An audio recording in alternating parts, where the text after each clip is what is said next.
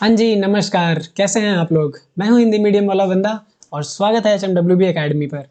तो आज की वीडियो में हम बात करेंगे कंपैरिजन ऑपरेटर्स के बारे में, बट इसके पहले हम समझते हैं कुछ कंपैरिजन रूल्स। तो यहाँ पे मैं दो वैल्यूज़ ले लेता हूँ, x और y, जिन्हें हम मुझे कंपेयर करना है। कंपैरिजन ऑपरेटर्स वही हैं जिनमें हम दो वैल्यूज़ को कंपेयर करेंगे। ये कंपेयर करने वाली वैल्यूज़ कुछ भी हो सकती हैं, स्ट्रिंग भी हो सकता है, लिस्ट भी हो सकता है एंड नंबर्स भी हो सकते हैं। तो यहाँ पे हम जो पहली चीज़ डिस्कस कर रहे हैं वो है हमारा चेन कंपैरिजन। ये चेन कंपैरिजन क्या है, इसको समझने के लिए तीन वेरिएबल लेते हैं, x, y, z। तो लेट्स से हमारे पास कोई कंडीशन ऐसी है कि जो हमारा y है वो x से छोटा है एंड ये y जो है z से बड़ा है। ठीक है, ये दो कंडीशन है हमारे पास कि y x से छोटा है पर z से बड़ा है, x और z के बीच में y है। तो इसको हम जब कंडीशन के तौर पे लिखते हैं कुछ इस तरीके से लिखते हैं। इस चीज़ को हम क्या कर सकते हैं, कंबाइन कर सकते हैं, यानी कि x is greater then y and y is greater than z। इसको हम बोलते हैं चेन कंपैरिजन। ठीक है, आप इस तरीके का कंपैरिजन लिख सकते हो कि एक नंबर है या एक वैल्यू है जो कि एक से बड़ी है और दूसरे से छोटी है। तो इस तरीके की जो भी चेनिंग आपको दिख रही है, इस तरीके की कंपैरिजन को हम बोलते हैं चेन कंपैरिजन। दूसरा जो हमारे पास कंपैरिजन ऑपरेटर है वो हमारा है इक्वल टू ऑपरेटर। तो इसके लिए हमारे पास जो सिंबल यूज होता है वो डबल इक्वल टू है, यानी कि अगर आपको नंबर को कंपैरिजन करना है कि दो नंबर बराबर हैं या नहीं है, तो उस केस में हम क्या करेंगे, डबल इक्वल टू का यूज करेंगे। तो यहाँ पे अगर हमारा x इक्वल्स टू वाई है, ठीक है, अगर दोनों ही x और y इक्वल है तो इसकी जो वैल्यू आएगी वो ट्रू आएगी।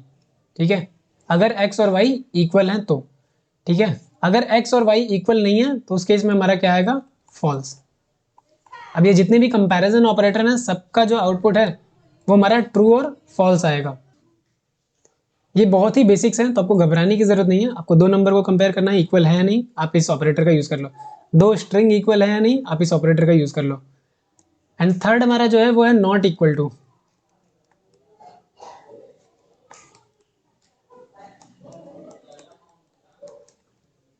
यहाँ पे भी सेम चीज फॉलो होगी। अगर हमारा x y के इक्वल नहीं है तो इस केस में हमें रिटर्न होगा true. If x and y is not same, ठीक है, अगर दोनों की वैल्यू सेम नहीं है तो ये ट्रू रिटर्न करेगा, अदरवाइज ये क्या रिटर्न करेगा, फॉल्स।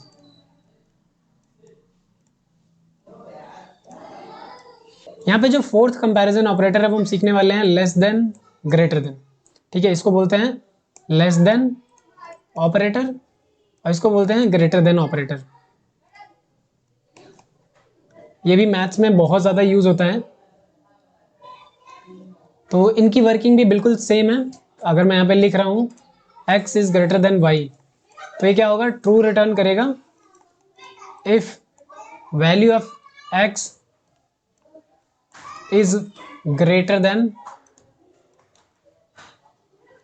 y, और फॉल्स कब रिटर्न करेगा, अदरवाइज। अगर वैल्यू x की छोटी है, y की वैल्यू बड़ी है, तो ये क्या करेगा, फॉल्स रिटर्न करेगा। सिमिलर केस में यहाँ पे x is less than y के लिए भी होगा। यहाँ पे हम जो भी ऑपरेटर पढ़ रहे हैं इनको हम एग्जाम्पल के थ्रू भी करके देखेंगे। इसके लिए आपको ओपन कर लेना है पाइथन शेल। तो अगर विंडोज़ यूज़र हो तो आइडियली ओपन कर सकते हो, या फिर टर्मिनल पर जाके आप पाइथन शेल ओपन कर सकते हो। इसमें थोड़ा सा कलरफुल दिखता है इसलिए मैं इसका इस्तेमाल कर रहा हूँ ताकि आपको समझ आए कौन से कीवर्ड है और कौन सी वैल्यूज़। यहाँ पे जो पहली चीज़ पड़ी थी वो चेन कंपैरिजन था। तो यहाँ पे हम चेक कर लेते हैं, तीन नंबर ले लेते हैं, 10, 9 और 8। 10 is greater then 9 and 9 is greater then 8। तो अगर आप ये चेक करोगे तो ये भी ट्रू है एंड ये भी ट्रू है। ट्रू एंड ट्रू, तो हमारा रिजल्ट क्या आएगा, ट्रू आएगा। तो यहाँ पे अगर आप देखोगे तो ट्रू आ रहा है। इस चीज़ को ऐसे भी लिखा जा सकता है, क्या 10 इज ग्रेटर देन 9 है, 9 इज ग्रेटर देन 8। इसको हम बोलते हैं चेन कंपैरिजन। इसका भी आउटपुट हमें ट्रू मिल रहा है। तो अगर आप इफ कंडीशन के अंदर ऐसा कुछ लिखते हो, अभी मैंने यहाँ पे डायरेक्ट वैल्यू लिया है, आप वेरिएबल में असाइन करके ले सकते हो, जैसे x में 10 असाइन कर दिया, y में 9, z में 8। तो आप ये चीज़ करके चेक कर सकते हो, आउटपुट में कोई डिफरेंस नहीं आएगा। एंड नेक्स्ट हमने बात करी थी इक्वल टू ऑपरेटर की। तो यहाँ पे हम चेक करेंगे, यहाँ पे दो वैल्यू ले लेते हैं, x is equal to 10 and y is equal to also 10। ठीक है, and z is equal to 9 ले लेते हैं। तीन वैल्यूज हमने यहाँ पे ले ली। अब हम चेक करेंगे क्या हमारा x और y इक्वल है। यस, ये इक्वल है इसलिए ट्रू रिटर्न कर रहा है। अगर इक्वल नहीं होता, जैसे यहाँ पे x और z इक्वल नहीं है, तो ये हमारा फॉल्स रिटर्न करेगा। सिमिलर केस हमारा नॉट इक्वल टू के साथ लगेगा। तो अगर हम चेक करेंगे x not equal to z, तो x और z वाकई में इक्वल नहीं है क्योंकि वैल्यू 10 है और एक 9 है। तो ये हम कह रहे हैं कि क्या दोनों इक्वल नहीं है? यस, दोनों इक्वल नहीं है। ऐसे के केस में हमारा ट्रू आएगा। अगर हम यही लगाएं x is not equal to y, तो ये हमारा फॉल्स आएगा क्योंकि x और y इक्वल है। तो ये हमने equal to, not equal to, chain operator पढ़ लिया। लेस देन और ग्रेटर देन भी सिमिलर वर्क करता है। पर अगर हम चेक करें x is greater than z, तो यहाँ पे हमें ट्रू मिलेगा क्योंकि x की वैल्यू 9, x की वैल्यू 10 है और z की वैल्यू 9। तो ये हमारे कुछ कंपैरिजन ऑपरेटर थे। यहाँ पे एक और टर्म हम पढ़ेंगे, इज ऑपरेटर और इक्वल टू ऑपरेटर। तो यहाँ पे हम चेक करेंगे x इज y, तो ट्रू आ रहा है। x इक्वल्स टू y, ये भी ट्रू आ रहा है। तो यहाँ पे हम देख सकते हैं कि x इज y लिखने पर भी उसका मतलब सेम है और x इक्वल्स टू y लिखने पर भी उसका मतलब सेम है। ऐसा दिख रहा है, क्यों? क्योंकि रिजल्ट हमें वैसा मिल रहा है, पर एक्चुअली में ऐसा नहीं है। इसको समझने की कोशिश करते हैं। कोई दो ऑब्जेक्ट इक्वल है या नहीं, इसके लिए हमारे पास दो ऑपरेटर है, इज ऑपरेटर और डबल इक्वल टू ऑपरेटर। अब यहाँ पे दोनों का मतलब अलग अलग है।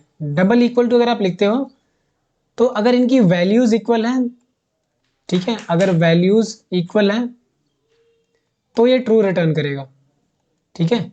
बट अगर आप इज ऑपरेटर यूज करते हो तो ये चेक करता है आईडी, यानी कि मेमोरी लोकेशन अगर सेम है।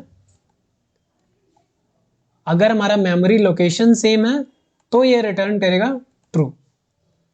मेमोरी लोकेशन अगर सेम है तो ये ट्रू रिटर्न करेगा। अब दोनों में आपको डिफरेंस नजर आ रहा है? ये वैल्यू चेक कर रहा है इक्वल टू, इस जो ऑपरेटर जो है ये मेमोरी लोकेशन यानी कि रेफरेंस चेक कर रहा है कि दोनों अलग अलग मेमोरी लोकेशन पे है या सेम मेमोरी लोकेशन पे है। तो अगर हम यहाँ पे बात करें, जो अभी हमने एग्जांपल लिया था, ये ऐसा इसलिए हो रहा है क्योंकि x और y दोनों ही सेम मेमोरी लोकेशन पे स्टोर्ड है। ऐसा मैं इसलिए बोल रहा हूँ क्योंकि कॉन्स्टेंट है, मेमोरी में कहीं डिफाइन हुआ है, x पॉइंट कर रहा है, y भी पॉइंट कर रहा है, ये हमने देख लिया, ठीक है, इसलिए यहाँ पे आ रहा है। बट आगे चल के जब आप पढ़ोगे म्यूटेबल और इम्यूटेबल टाइप, तो वहां पे आपको ये दिखेगा कि एक ही वैल्यू अलग अलग लोकेशन पे भी स्टोर हो सकती है। तो उस केस में इज ऑपरेटर यूज करोगे तो आपको फॉल्स देगा क्योंकि दोनों ही ऑब्जेक्ट सेम नहीं है, उनकी मेमोरी लोकेशन अलग अलग है। बट इक्वल टू ऑपरेटर करोगे तो उनकी वैल्यू सेम है तो वो ट्रू रिटर्न करेगा। तो आपको याद रखना है कि आपको ऑब्जेक्ट पे कंपैरिजन करना है या वैल्यू पे। अगर वैल्यू पे कंपैरिजन करना है तो आप इक्वल टू यूज करोगे, और अगर वैल्यू पे नहीं ऑब्जेक्ट पे करना है तो आप इज ऑपरेटर का यूज करोगे। तो आई होप कि ये क्लैरिटी आपको मिली होगी। यहाँ पे एक और चीज, हम लेस देन और ग्रेटर देन लगा रहे हैं, इसको अगर स्ट्रिंग्स पे अप्लाई करना हुआ तो ये किस तरीके से अप्लाई करते हैं, क्या वर्क आता है, तो इसको समझ लेते हैं। लेट्स से हमारे पास यहाँ पे गामा है, ठीक है, एक स्ट्रिंग है गामा, एंड यहाँ पे हम इसको चेक कर रहे हैं इज लेस देन गेम। अब यहाँ पे आपको बताना है इसका आउटपुट क्या आएगा। आपको क्या लगता है ये कंपैरिजन किस तरीके से होता है? ठीक है, एक बार आप आउटपुट प्रोडक्ट कर लो कि किस तरीके से आपको लगता है, एंड देन उसके बाद हम इसको चेक करेंगे कि ये किस तरीके से आउटपुट दे रहा है। तो स्ट्रिंग में जो भी कंपैरिजन होता है वो लेक्सोग्राफिकल ऑर्डर में होता है। जैसे यहाँ पे अगर आप ऑर्डर करोगे तो पहला जी और जी सेम है, ठीक है, ये इनकी आस्काई वैल्यू पे डिपेंड करता है, ठीक है।